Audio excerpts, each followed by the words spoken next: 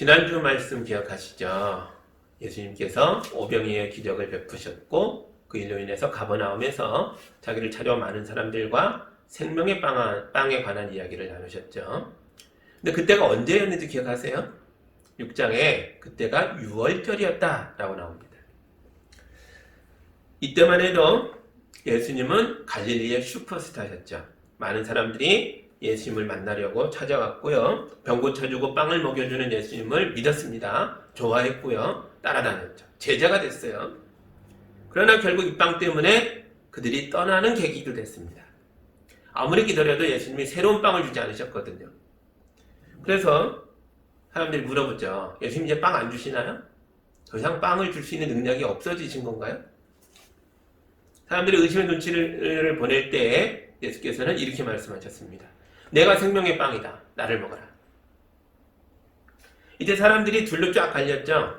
다수의 사람들은 우리에게 줄 빵이 없구나. 우리가 원하던 빵은 더 이상 없네. 그러면서 떠났고요. 아주 일부, 아주 소수, 불과 12명만 예수님 곁에 남았죠. 그들을 대표하여 베드로가 이렇게 말했습니다. 선생님께 영생의 말씀이 있으니 우리가 누구에게 가겠습니까? 그러자 예수님이 또 대답하셨죠. 그래서 내가 너희 12를 택하였다. 아멘. 다른 복음서들은 예수님이 12를 직접 선발했다라고 말하죠. 요한도 이렇게 선발된 제자들 중에 하나였기 때문에 본인의 선발됐던 과정을 잘 압니다. 그런데도 그 얘기는 하나도 안 해요. 요한복음에는 제자들이 선발되던 이야기가 안 나옵니다. 대신 이렇게 말하죠. 영생의 말씀이 여기 있음에 우리가 누구에게 가겠습니까? 다 떠나고 12이 남아 고백할 때 예수님이 그래서 내가 너희를 택했다라고 말씀하셨다. 왜 이렇게 말하죠? 머리가 하얗게 센 노인이 된 요한이 과거를 되돌아보니까 자기들이 특별했던 건 선발됐기 때문이 아니라는 걸 깨달은 거예요. 선발된 사람들 속에 누가 있었어요? 배신자 가룟 유다도 있습니다. 예수님을 부인하고 도망갔던 베드로도 있었어요. 다른 제자들도 십자가에 달린 예수님 앞에서 뿔뿔이 도망갔었죠. 선발된 제자들의 실제 모습입니다. 선발된 게 중요하지 않다는 거예요. 뭐가 중요하냐? 끝까지 남는 게 중요했다는 거죠. 누가 참 제자냐? 누가 진짜 제자냐? 이제 나이 들어 머리가 하얗게 새서 되돌아보니까 다 떠날 때 예수 곁에 남았던 자들이야말로 참 제자였다라고 깨달은 거죠. 순서를 바꿔서 이렇게 기록해 놓은 겁니다.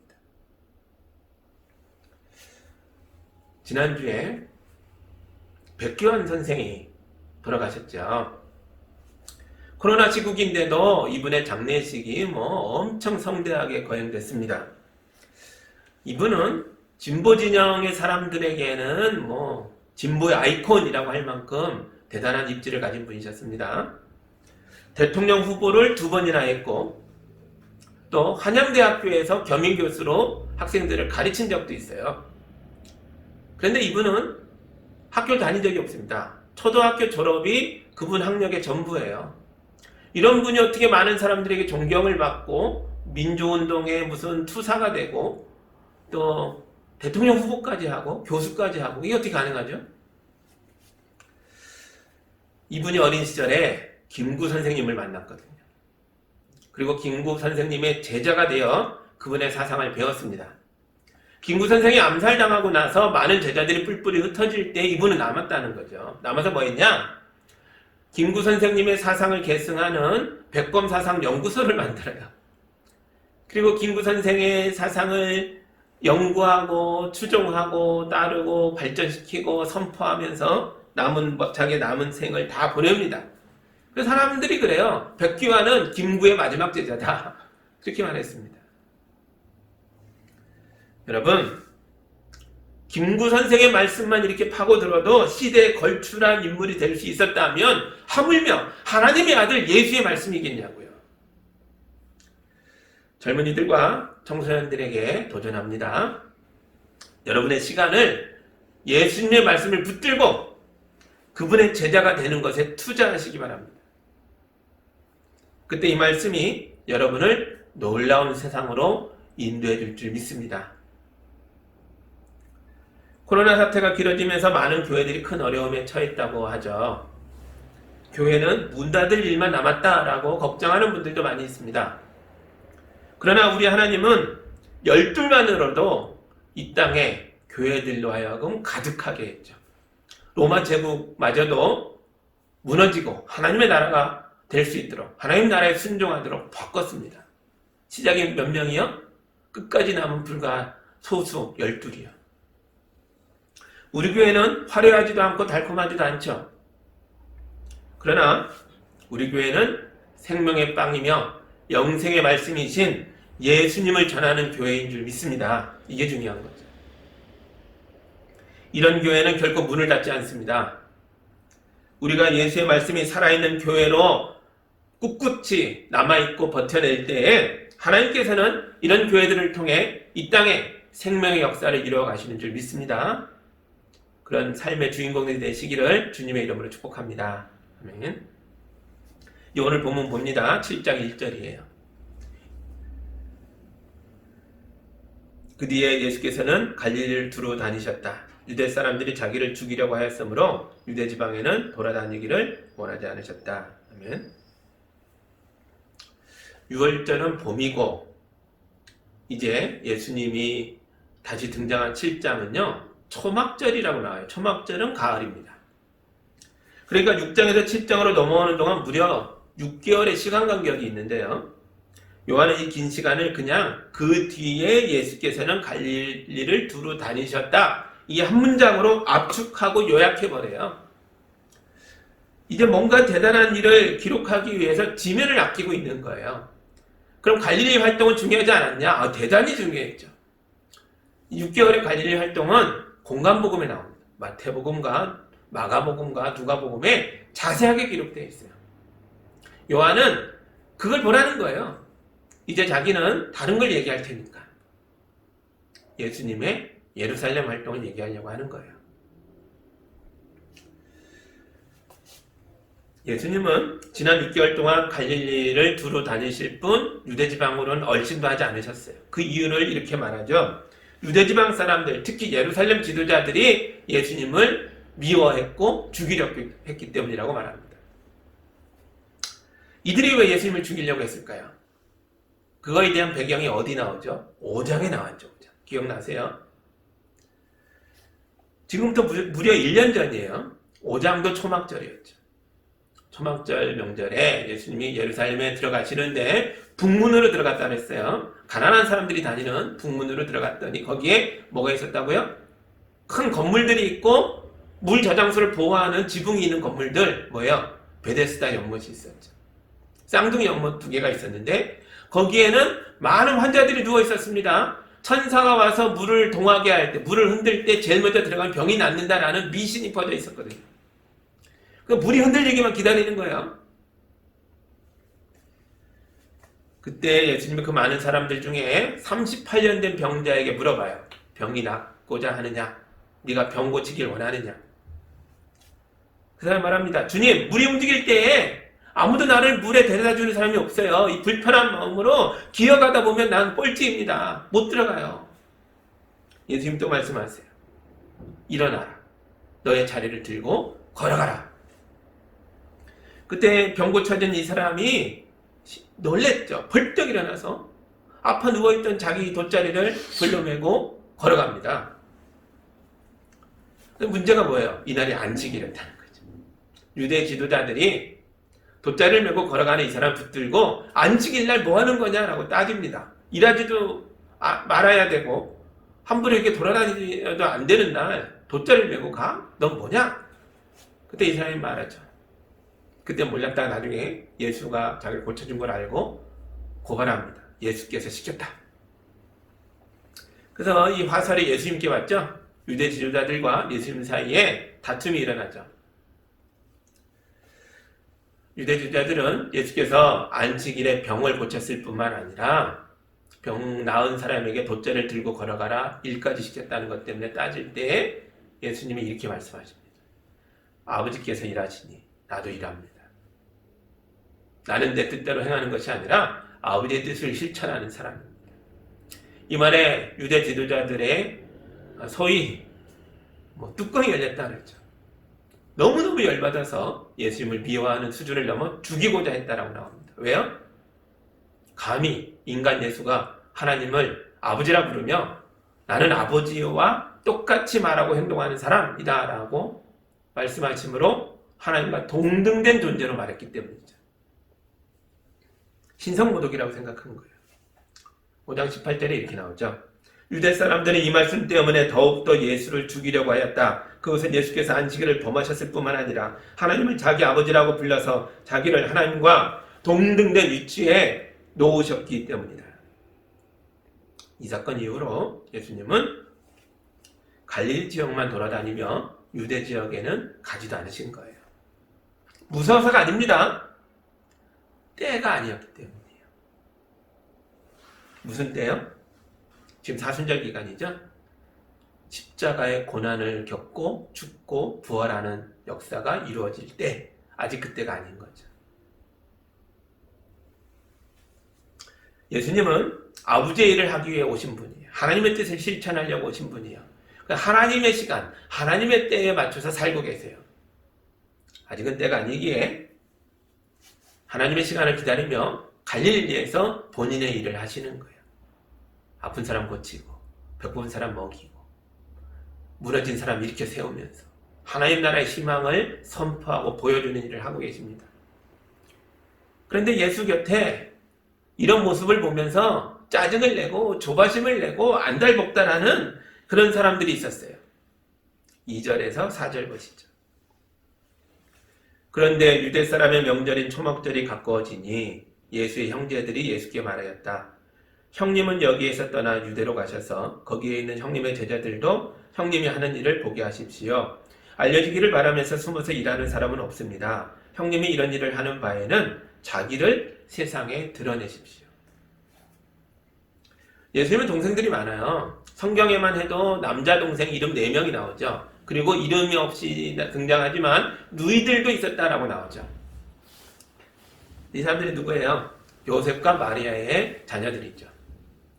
이 예수님의 동생들이 지금 조바심을 내며 답답해하는 거예요. 우리의 큰형님이신 예수께서 크게 출세할 생각을 하지 않고 서울로 가서 성공할 생각을 하지 않고 왜 변두리 갈릴리 시골을 맴맴 돌고 있냐는 거예요. 예수님은 능력이 있어요. 기적을 행하세요. 말씀을 하면 사람들이 감동을 받아요. 정말 대단한 사람인데 이런 큰형님이 크게 출세하면 우리들도 덕을 볼 텐데 왜 안 가냐는 거죠. 큰 물로 가야 되는데. 더군다나 6장에 무슨 일이 있었어요? 예수님을 추종했던 많은 제자들이 떠나버렸어요. 불과 12만 남았어요. 핵심 제자 12만 남고 다 뿔뿔이 가버리는 걸 보고 동생들이 충격받은 거죠. 거대한 성공이 눈앞에 있는 줄 알았는데 예수 공동체가 바람 빠진 풍선처럼 쪼그라들고 있어요. 그래서 기대가 컸던 동생들이 화를 내는 겁니다.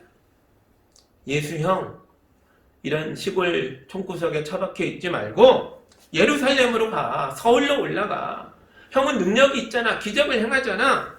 넓은 세상 가서 크게 성공하라고 이렇게 예수님을 부추기고 있어요.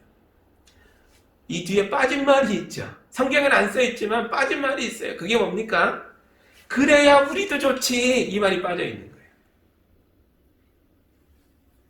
거예요. 요한복음은 이걸 이렇게 표현합니다. 5절 보시죠. 예수의 형제들까지도 예수를 믿지 않았기 때문이다. 물론 이 형제들이 나중에 예수님을 믿습니다. 사도행전에 가면 예수님의 동생들이 교회에 큰 역할들을 해요. 그러나 지금은 요한이 이걸 모르는 게 아니에요. 그러나 지금은 동생들조차 예수를 믿지 않았다라고 말해요. 예수님을 부추기고 있는 이 행동은 예수님을 좋아하고 사랑하고 따르는 동생들이지만 그럼에도 불구하고 이거는 믿음이 없는 행위였다는 거예요. 뭘 몰라요? 뭘 믿지 못했어요? 예수님은 하나님의 아들이시며 하나님의 뜻을 행하러 왔으며 죄인을 용서하고 구원하기 위하여 십자가에서 죽어야 할 분이라는 걸 믿지 않는 거예요. 뭘 못 믿어요? 예수께서 선포하신 것. 나는 생명의 빵이다. 나는 너의 먹거리가 되기 위하여 왔다. 이걸 믿지 않는 거예요. 그러면 안 된다는 거예요. 누구들처럼요. 예수님을 떠났던 다른 제자들처럼 동생들도 요구하는 거예요. 세상의 왕이 되십시오. 승리자가 되십시오. 정복자가 되십시오. 인기 있는 사람이 되십시오. 기적을 행하셔서 사람들을 끌어들이십시오. 그래야 우리도 덕 좀 보죠. 이건 믿음의 말이 아니었다는 거예요. 사실 우리도 이런 유혹을 많이 받습니다. 우리 교회 부흥을 위해서 뭘 하면 좋을까요? 제 안에도 이런 유혹이 있어요.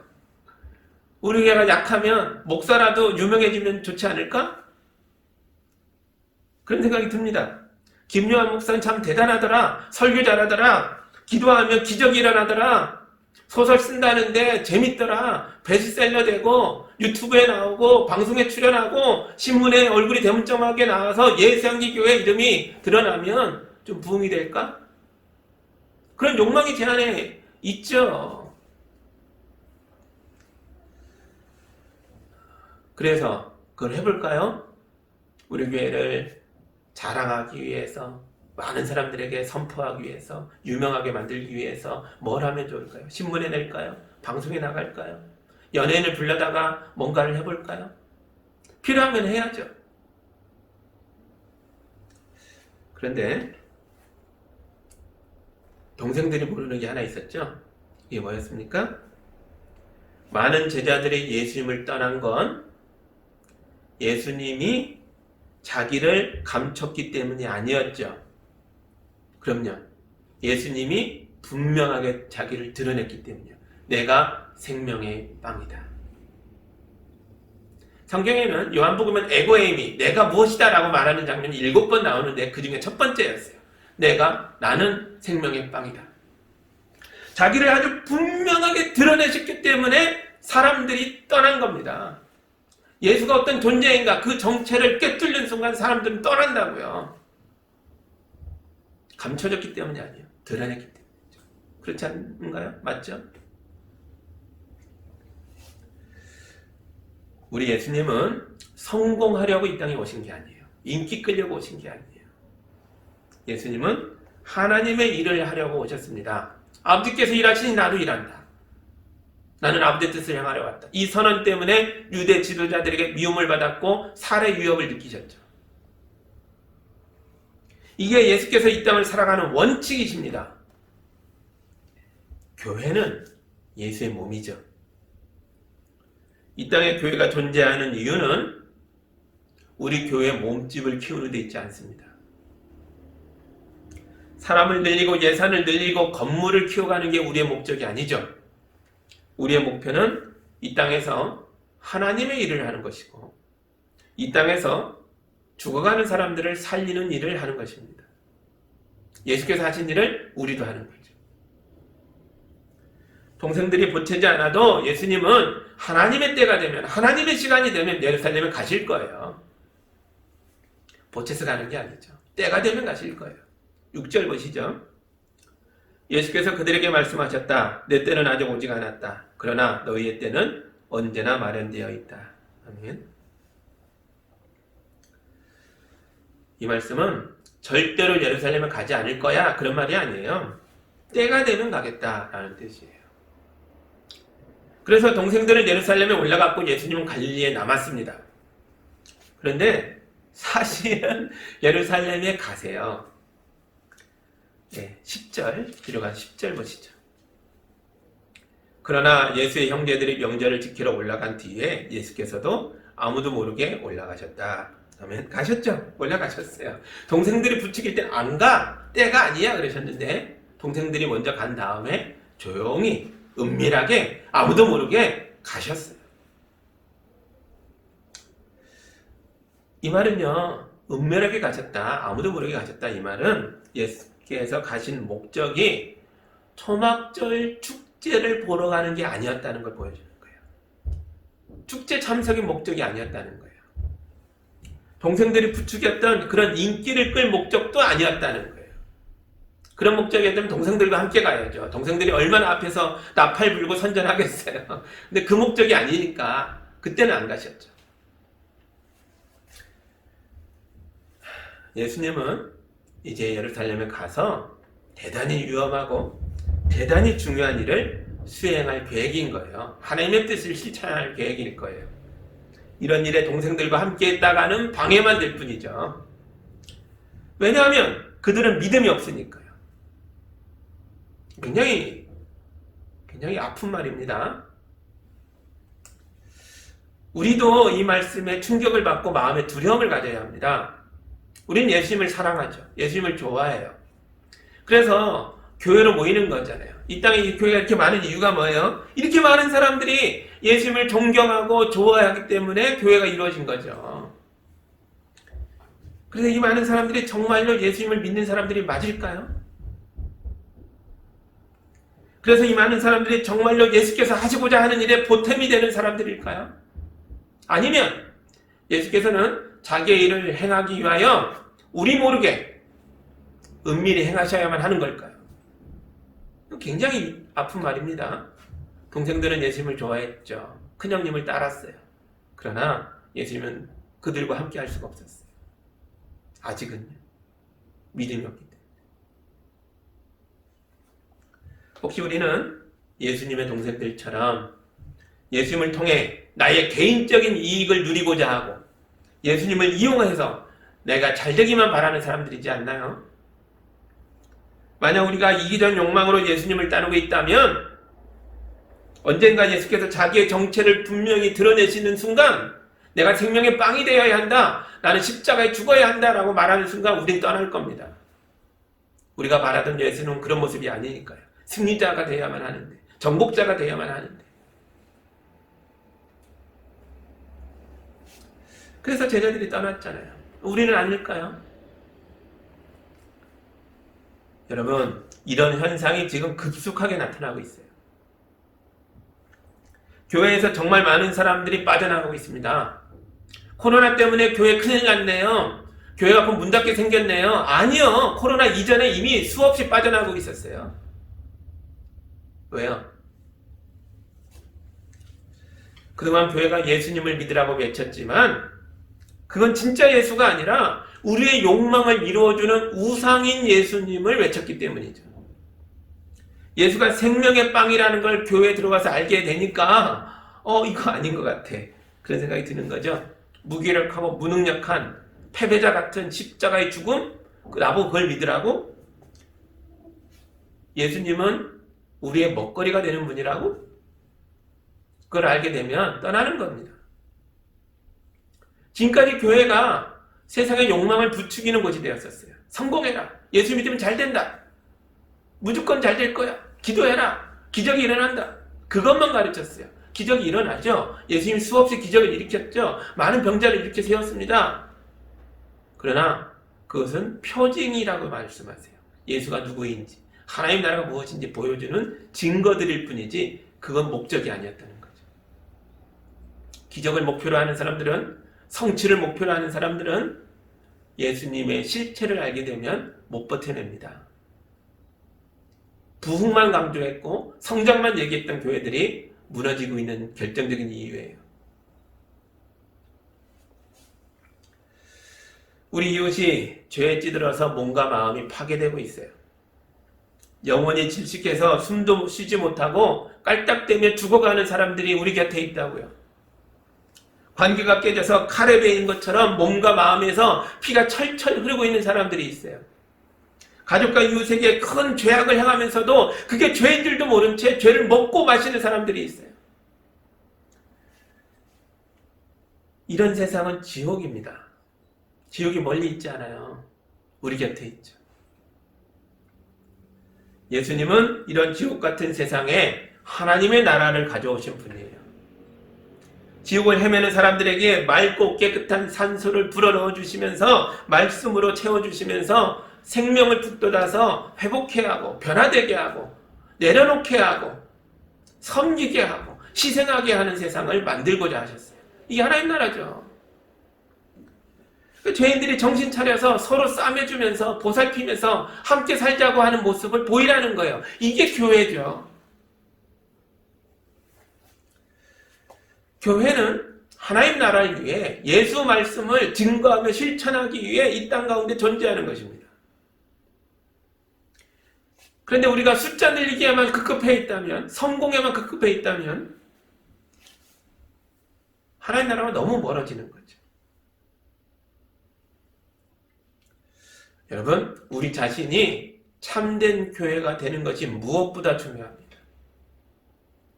우리가 어떻게 커져갈까 보다 우리 자신이 누구인가를 깨닫고 예수의 말씀에 무릎 꿇고 순종하는 게 더 중요하다고요. 그게 참 교회의 모습입니다.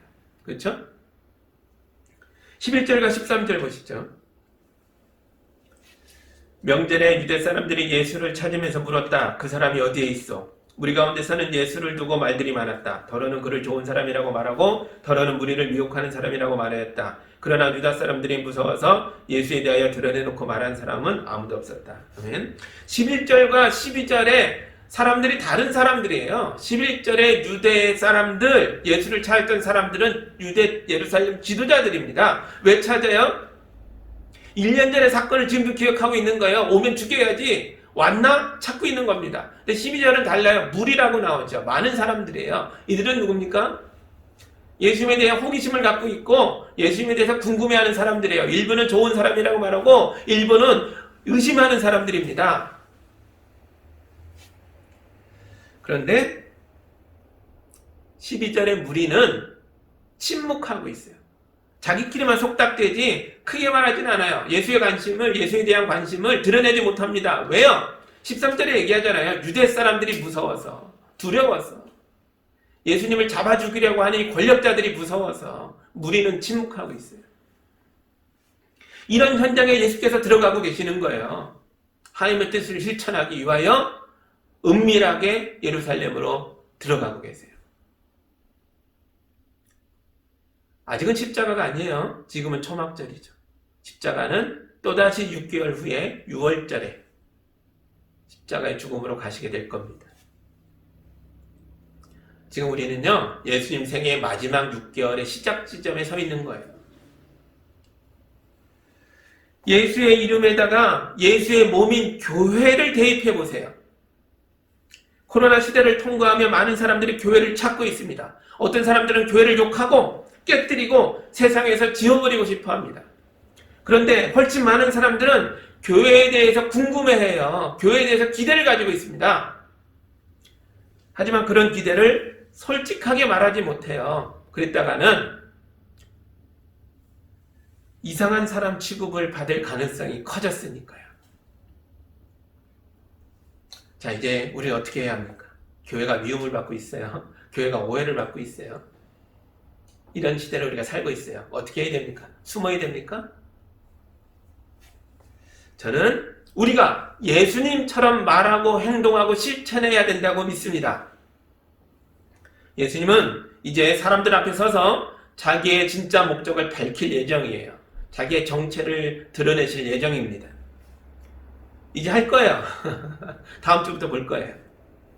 우리도 사람을 끄는 연극은 그만두고 인기를 추구하는 것, 사람들에게 교회란 좋은 곳이야 라고 포장하는 건 그만두고 예수처럼 진리를 선포함으로 거짓에 맞서 싸우고 선으로 악을 이기고 생명의 빵으로 썩어가는 빵을 대체함으로 이 땅에 하나님 나라를 가져와야 하는 줄 믿습니다.